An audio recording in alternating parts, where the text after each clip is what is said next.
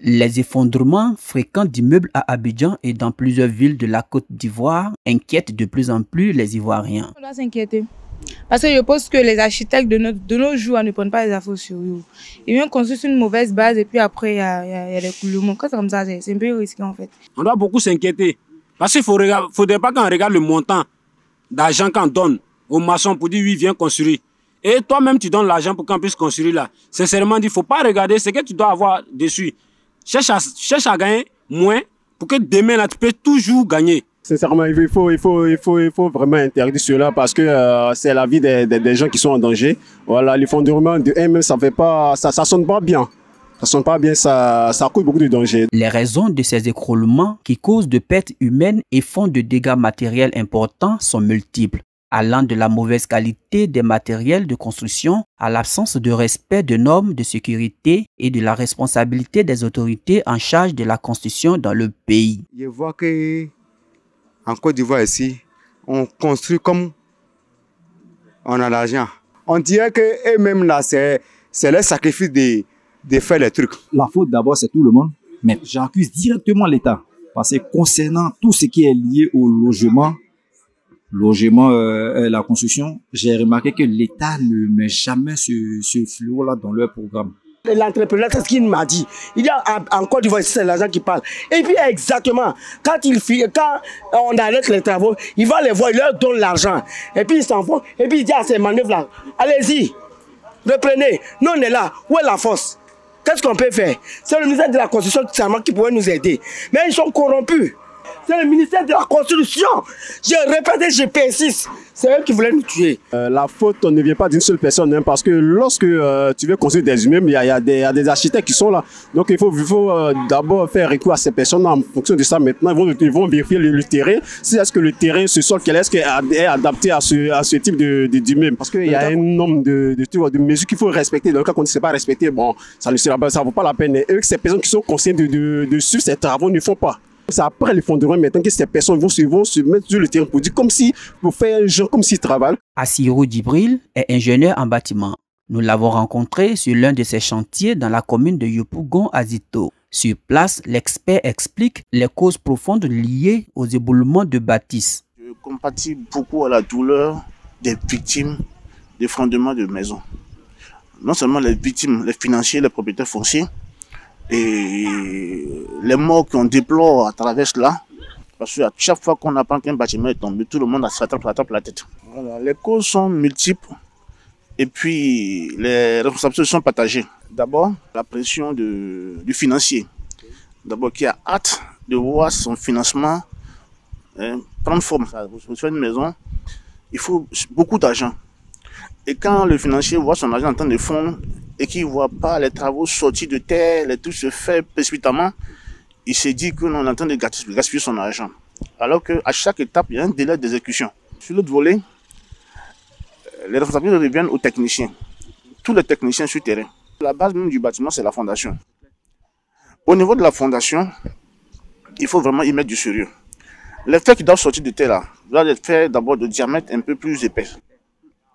Et ces fers-là, ils doivent être bien reliés. Il faut que les fers s'entrelacent, les fers se croisent, qu'ils se prennent comme si c'était deux mains qui se donnent, qui se prennent et qui ont du mal à se détacher. C'est là même que se pose le problème même des effondrements des bâtiments. Et qu'il faut éviter aussi de laisser la terre amollie dans le fond de ces trucs-là. Et je déplore aussi la qualité du ciment par moment. Parce que les sociétés ont tendance à diluer un peu plus la qualité des ciments. Vous voyez, généralement, dans ce milieu-là, il y a un souci majeur que les gens ne prennent pas en compte. Tout le monde en quête de la main-d'œuvre très moins chère, à bas prix. Les gens aiment beaucoup comparer les devis et qui se rabattent sur les devis les plus moins chers. Ils préfèrent des ouvriers vulnérables. Ils critiquent le devis. Ils préfèrent prendre plusieurs devis par endroit, de part et d'autre. Ils critiquent les devis. Et ça, c'est un. Et quand vous partez prendre des ouvriers affamés, excusez-moi le terme un peu sévère, où on leur tient le poignet, et pour la main-d'œuvre, le financier est capable de réduire la main-d'œuvre au plus bas possible. Mais le gars, à la fin, qu'est-ce qu'il fait? Mais on est obligé de mettre la main dans le matériel pour pouvoir s'en sortir. Il finit un chantier, 6 mois, 1 an, 2 ans après, il ne peut même pas survivre encore 1 mois. Les gens sont obligés de dévier, de contourner les trucs, les formalités pour pouvoir se faire un abri.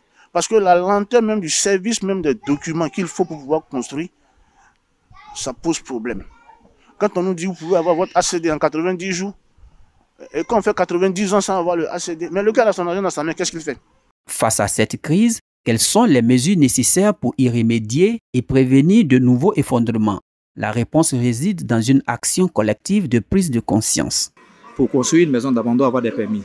C'est vrai, on peut te dire que nous n'avons pas les moyens d'abord, et histoire de permis d'abord, on peut mettre ça en stand-by. Mais on constate quelque chose. Rien n'est resté, même s'ils n'ont pas encore le permis d'abord, quand vous partez visiter d'abord le terrain d'abord, s'il y a quelque chose qui ne rentre pas dans le norme d'abord, je pense bien que l'État doit forcément sanctionner ça. Ça n'est pas sanctionné. Pourquoi? Parce que ces agents qui sont censés mettre de l'ordre sur le terrain se font de l'argent. Et c'est ça qui cause le problème. Les maisons qui tombent à Abidjan ici, là, d'abord, l'entrepreneur, là, s'il vient, il doit étudier d'abord le coin, comment il va le faire. Si on n'a pas puni celui qui a la cause, il va se dire que, bon, de toutes les façons, pour l'autre, les tombés la 9 et n'ont rien fait.